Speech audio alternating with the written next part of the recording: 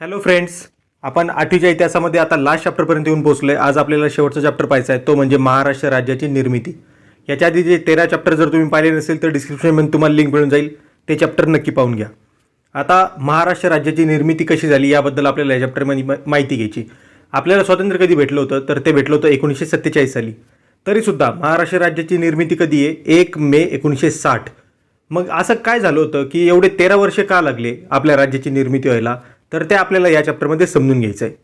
तर I welcome you all to M study. Channel आतापर्यंत subscribe केलं नसेल तर प्लीज सबस्क्राईब करून घ्या. आपल्या मित्रांबरोबर पण नक्की शेअर करा. आता महाराष्ट्र राज्याच्या निर्मितीच्या मागची पार्श्वभूमी आपण आधी समजून घेऊ.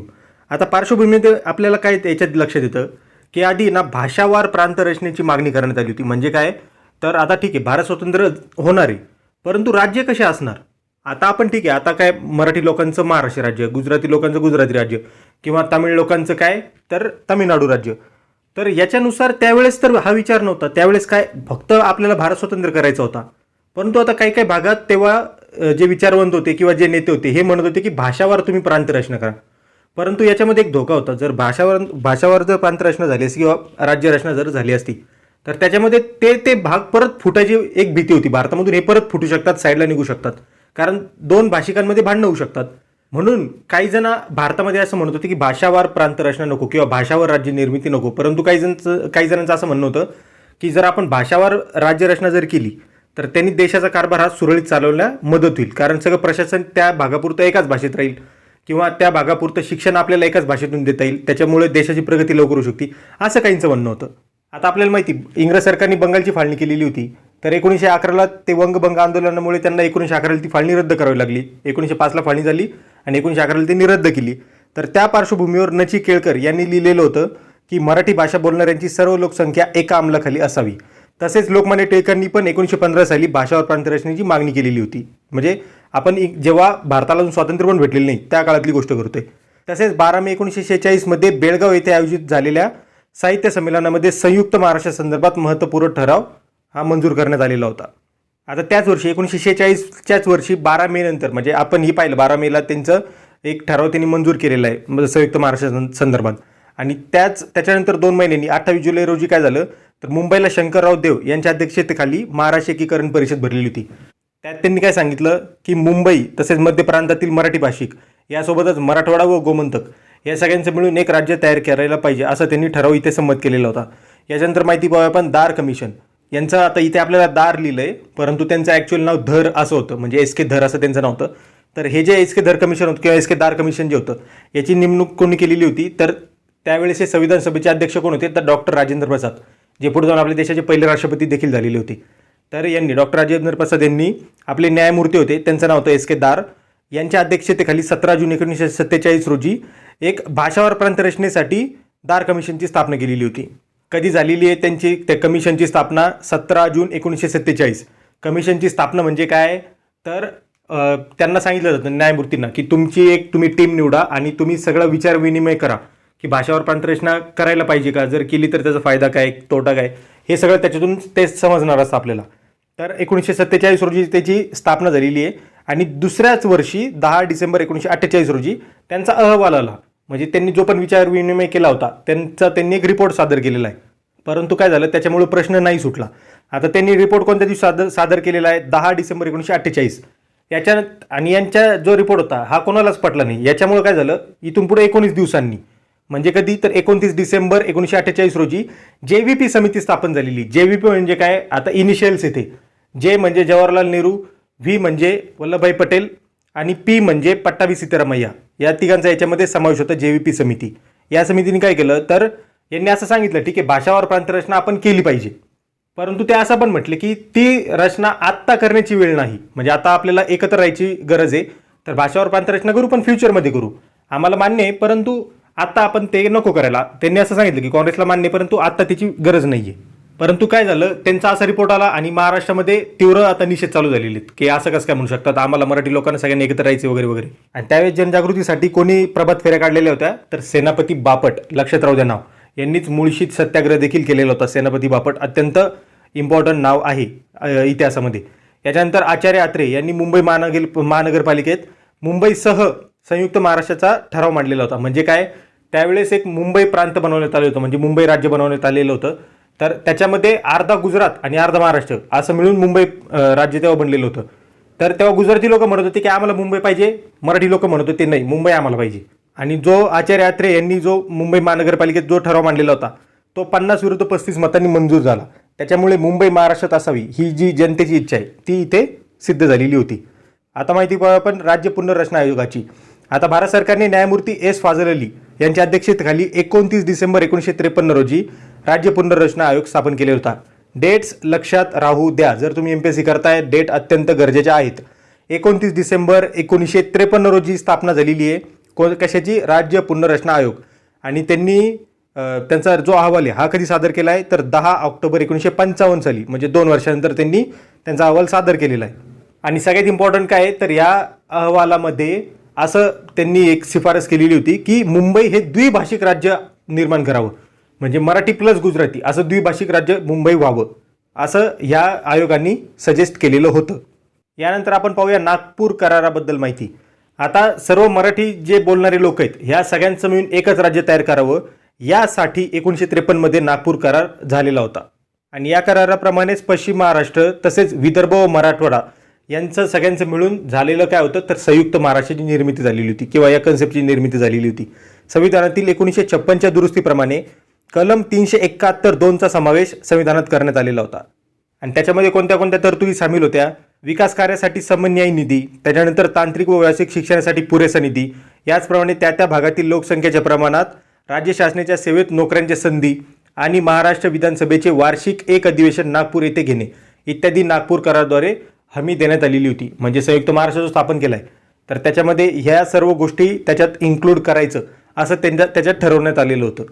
आता जेव्हा महाराष्ट्र राज्याची निर्मिती झाली ना त्याच्यामध्ये सगळ्यात मोठा संघर्ष हा झालेला होता हा मुंबईला घेण्यासाठीच. तर तो मुंबईसह महाराष्ट्र राज्य निर्माण व्हावं यासाठी तो संघर्ष कसा कसा आता पसरलेला आहे किंवा किती वाढलेला आहे याबद्दल आपण माहिती पाहू. मुंबईच्या कामगार मैदानावर मोठी सभा त्यावेळेस झालेली होती आणि त्यावेळेस शंकरराव देव म्हणालेले होते महाराष्ट्रापासून मुंबई वेगळी करायला आपण प्राणपणाने विरोध करू असं तेव्हा शंकरराव देव म्हणालेले होते. त्याचप्रमाणे महिलांनी देखील या लढ्यामध्ये मोठ्या प्रमाणात सहभाग घेतलेला होता. त्यांचे काय काय नावं आहेत दिलेले आहेत आपल्याला. सुमतीताई गोरे, त्याच्यानंतर इस्मत चुगताई, दुर्गा भागवत, तारा रेड्डी, चारुशीला गुप्ते, कमलाताई मोरे, सुलताना जोहारी अशा अनेक महिलांनी या आंदोलनामध्ये भाग घेतलेला होता. 7 नोव्हेंबर 1955 रोजी कामगारांची सभा झालेली होती आणि याच्यात विविध कामगार संस्था, कम्युनिस्ट पक्ष, त्याच्यानंतर प्रजा समाजवादी, त्याच्यानंतर शेतकरी कामगार पक्ष, जनसंघ इत्यादी अनेक राजकीय पक्ष सामील झालेले होते. आणि हे जे 7 नोव्हेंबर 1955 रोजी जी सभा झालेली होती याचं अध्यक्षपद कोणी भूषवलेलं होतं तर कॉम्रेड श्रीपाद अमृत डांगे यांनी ते अध्यक्षपद भूषवलेलं होतं. आणि तसेच या अधिवेशनात SM जोशी यांनी असा ठराव मांडलेला होता की मुंबई विदर्भासह संयुक्त महाराष्ट्र व्हावा. याच्यानंतर प्रत्यक्ष संघर्षाला सुरुवात झालेली. त्या प्रत्यक्ष संघर्षामध्ये काय काय झालेलं होतं तर सेनापती बापट यांच्या नेतृत्वाखाली विधानसभेवर मोठा मोर्चा निघालेला होता. तर त्यावेळेस आपल्या राज्याचे मुख्यमंत्री कोण होते म्हणजे मुंबई राज्याचे किंवा बॉम्बे राज्याचे तर ते होते मोरारजी देसाई. तर तेव्हा त्यांनी काय तर शासनाने बंदी हुकूम पुकारलेला होता. पोलिसांनी मोर्चावर लाठीमार केला, लाठी हल्ला केला, त्याच्यानंतर अश्रुधुराचा देखील वापर तेव्हा केलेला होता. आणि पण झालं याच्या उलटच. त्यांना वाटलेलं की लोक घरी निघून जातील, परंतु त्या दिवशी सुमारे 50,000 लोक त्या मैदानावर कामगार मैदानावर मुंबईला दाखल झालेले होते. कॉम्रेड डांगे यांनी या सभेला मार्गदर्शन केलेलं होतं. संयुक्त महाराष्ट्राच्या मागणीचा लढा अधिक गतिमान करण्यासाठी 21 नोव्हेंबर 1955 रोजी एक दिवसाचा लाक्षणिक संप देखील पुकारण्यात आलेला होता. यानंतर आपण माहिती पाहूया संयुक्त महाराष्ट्र समितीच्या स्थापनेबद्दल. आता संयुक्त महाराष्ट्र जेव्हा पण हा वर्ड तुम्ही ऐकणार, ही टर्म ऐकणार ना संयुक्त महाराष्ट्र, याच्यामध्ये मुंबईपासून आजचं जे नागपूर आहे इथपर्यंत जो पण तुम्हाला महाराष्ट्र दिसतोय हा सगळं संयुक्त महाराष्ट्र. म्हणजे काय त्यावेळेस हैदराबाद राज्यातून मराठवाडा बाहेर पडलेला होता, विदर्भ हे सेपरेट होतं, मुंबई हे पूर्ण सेपरेट रिजन होता. तर ह्या सगळ्यांचं मिळून संयुक्त महाराष्ट्र बनवायचं आहे असं त्यावेळेस ती माग होती. तर आता पाहूया आपण संयुक्त महाराष्ट्र समिती स्थापनेबद्दल माहिती. 6 फेब्रुवारी 1956 रोजी काय झालं तर पुण्याच्या टिळक स्मारक मंदिरामध्ये केशवराव जेधे यांच्या अध्यक्षतेखाली एक सभा झाली किंवा एक मीटिंग झाली. याच्यामध्ये काय ठरवलं की ह्या समितीचे अध्यक्ष कोण असतील तर कॉम्रेड श्रीपाद अमृत डांगे, त्यानंतर उपाध्यक्ष असतील डॉक्टर नरवणे, याचप्रमाणे सचिवपदे असतील SM जोशी यांची या सगळ्यांची निवड त्यात करण्यात आली. आणि या समिती स्थापना करण्यामध्ये कोणी कोणी एक महत्त्वाचा रोल बजावलेला होता तर आचार्य प्रके अत्रे, त्यानंतर मधु दंडवते, प्रबोधनकार ठाकरे यक्रू सोवनी यांनी महत्त्वपूर्ण भूमिका बजावलेली होती. यासोबतच सेनापती बापट, क्रांतिसिंह नाना पाटील, लालजी पेंडसे, अहिल्याबाई रांगणेकर यांनी संयुक्त महाराष्ट्राच्या चळवळीमध्ये मोठं योगदान दिलेलं होतं. याच्यानंतर एक टर्निंग पॉईंट आला आणि तिथं एक असं जाणवलं की मुंबई ही कदाचित महाराष्ट्राला मिळणार नाही. आणि त्यावेळेस प्रचंड जन आंदोलन उभं राहिलं आणि त्या आंदोलनाने हिंसक वळण घेतलं. खूप जास्त प्रमाणात चळवळी वाढायला लागल्या आणि राज्य शासनाने गोळीबाराचा आदेश दिला. आणि याच्यामध्ये काय झालं तर 106 जण हुतात्मा झालेले होते. म्हणजे मुंबई महाराष्ट्राला मिळावी या मागणीसाठी 106 जणांनी हुतात्म्य पत्करलेलं होतं. आणि पुढे संयुक्त महाराष्ट्राच्या निर्मितीसाठी ज्यांनी हुतात्म्य पत्करलेलं आहे या 106 सुपुत्रांचे हुतात्मा स्मारक मुंबईमध्ये फ्लोरा फाउंटनजवळ उभारण्यात आलेलं आहे. 1 नोव्हेंबर 1956ला द्विभाषिक मुंबई राज्य अस्तित्वात आले. त्यानंतर 1957 साली लोकसभा, विधानसभा व मुंबई महानगरपालिकेच्या निवडणुका झाल्या. त्याच्यातच काय झालं तर संयुक्त महाराष्ट्र समितीला मोठं यश याच्यात प्राप्त झालेलं आहे. या निकालावरून काय स्पष्ट झालं की जे मतदार आहेत किंवा जे पण लोक आहेत महाराष्ट्रामध्ये वगैरे राहणारे, मुंबईत राहणारे, यांचा सगळ्यांचा कौल हा संयुक्त महाराष्ट्र दिशेने हे याच्यामध्ये स्पष्ट झालं. यानंतर काही महिन्यांनी काय झालं तर 30 नोव्हेंबर 1957 रोजी जवाहरलाल नेहरू येणार होते. कुठं तर प्रतापगडाला, म्हणजे साताऱ्यात येणार होते. प्रतापगडावर शिवाजी महाराजांचा अश्वारूढ पुतळ्याचं अनावरण करायचं होतं. आता त्यावेळेस चांगली संधी होती की पंतप्रधान येणार आहेत तर त्यांच्यासमोर आपण आंदोलन वगैरे करून आपल्या मागणीला जोर लावून ती मागणी त्यांच्यासमोर मांडू. म्हणून काय त्यावेळेस संयुक्त महाराष्ट्र समितीने काय केलं तर भाई माधवराव बागल यांच्या नेतृत्वाखाली प्रचंड मोर्चा काढलेला होता. त्याच्यामध्ये कोण कोण सामील झालं होतं तर SM जोशी, नाग गोरे, जयंतराव टिळक, के अत्रे, उद्धवराव पाटील इत्यादी नेते उपस्थित होते. त्यावेळेस या समितीने पसरणी घाट व पोलादपूरजवळ तीव्र निदर्शने केली. मराठी भाषिकांच्या भावनांची आणि एकूण परिस्थिती जाणीव पंडित नेहरूंना करून देण्यात आलेली होती. आणि ही जी समिती स्थापन झालेली होती महाराष्ट्रामध्ये, संयुक्त महाराष्ट्र समिती, यांनी जे पण काही आंदोलन केलेलं होतं किंवा यांचे जे पण मोठे जे नेतृत्व होते, जे पण मोठे नेते होते, यांच्या प्रभावाखाली केंद्र सरकारला हे कळून चुकलेलं होतं की आपल्याकडे समोर दुसरा पर्याय नाही आहे, आपल्याला संयुक्त महाराष्ट्र निर्माण करून द्यावाच लागणार आहे. आणि या प्रसंगी काँग्रेसच्या अध्यक्षा कोण होत्या तर इंदिरा गांधी यांनी काय केलं तर त्यांचं जे वजन आहे किंवा त्यांचा कौल हा संयुक्त महाराष्ट्राच्या पारड्यात टाकला किंवा संयुक्त महाराष्ट्र दिशेने त्यांनी त्यांचं मत दिलं. त्याच्यामुळे महाराष्ट्र व गुजरात या 2 भाषिक प्रांताच्या रचनेला केंद्र सरकारने अनुमती दिली. एप्रिल 1960 मध्ये संसदेने मुंबई पुनर्रचना कायदा मंजूर केला आणि या कायद्यानुसार 1 मे 1960 रोजी महाराष्ट्र राज्याची निर्मिती झाली आणि त्याच दिवशी गुजरात राज्य देखील सेपरेट करण्यात आलं. 1 मे 1960च्या दिवशी पहाटे राजभवनात एक समारंभ झालेला होता आणि त्या समारंभामध्ये नेहरूंनी कामगार दिनाच्या दिवशीच महाराष्ट्र राज्याची अधिकृत घोषणा केली. आणि महाराष्ट्र राज्याचे पहिले मुख्यमंत्री म्हणून कोणी जबाबदारी स्वीकारलेली होती तर यशवंतराव चव्हाण यांनी महाराष्ट्र राज्याचे पहिले मुख्यमंत्री म्हणून जबाबदारी स्वीकारलेली होती. आता याच काळामध्ये संयुक्त महाराष्ट्र व्हावा म्हणून अनेक वृत्तपत्रांनी आपल्या भूमिका बजावलेल्या होत्या. तर त्यांच्यामध्ये काय कोण होते, प्रबोधन, त्याच्यानंतर केसरी, सकाळ, नवाकाळ, नवयुग, प्रभात अशा अनेक वृत्तपत्र त्याच्यामध्ये होते. त्यांनी त्याच्यातून जनजागृतीचं काम केलेलं होतं. तसेच या आंदोलनामध्ये आचार्य अत्रेंच्या मराठा या वृत्तपत्राने वैशिष्ट्यपूर्ण कामगिरी केलेली होती. तसेच बाळासाहेब ठाकरे यांनी मावळा या टोपण नावाने व्यंगचित्र काढून जन आंदोलन व्यापक केलेले होते. लोकशाहीर अण्णाभाऊ साठे, शाहीर अमर शेख व शाहीर ना गवाणकर यांनी आपल्या लेखणीतून मोठ्या प्रमाणात जनजागृती केलेली होती. तर याच्यातून आपल्याला हे समजतंय की मराठी राज्य म्हणजे मराठी लोकांचं राज्य निर्माण व्हावं म्हणून किती लोकांनी किती जास्त लढे दिलेले होते, कितीतरी जणांनी आपले प्राण तिथे गमावलेले होते. आणि आज आपलेच लोक मराठी बोलायला लाजतात. तर कुठेतरी आपण थोडीशी शरम बाळगली पाहिजे. मराठी आपलीच भाषा आहे, त्याची आपल्याला लाज वाटली नाही पाहिजे. आपण अभिमानाने मराठीचा प्रचार देखील केला पाहिजे, प्रसार देखील केला पाहिजे आणि आपण मराठी बोलली देखील पाहिजे.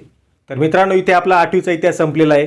सगळे चॅप्टर कव्हर केलेले आपण. सगळ्यांच्या लिंक तुम्हाला डिस्क्रिप्शनमध्ये मिळून जातील. पाहिले नसतील पाहून घ्या. Stay connected with M study. Jai Hind. Thank you. चॅनलला सबस्क्राईब केलं नसेल तर नक्की सबस्क्राईब करून घ्या.